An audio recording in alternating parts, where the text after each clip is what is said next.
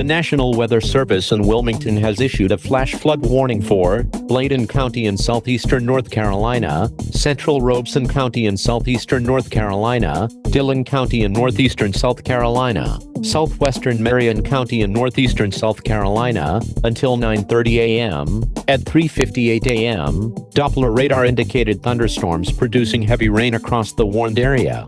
Up to 3 inches of rain have fallen. The expected rainfall rate is up to 3 inches are possible in warned area. Hazard: flash flooding caused by thunderstorms. Source: radar.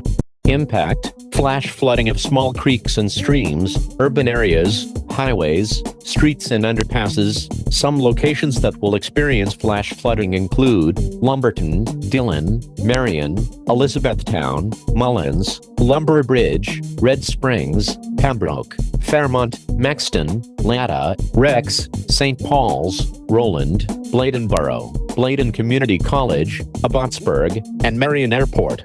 Turnaround: don't drown when encountered flooded roads.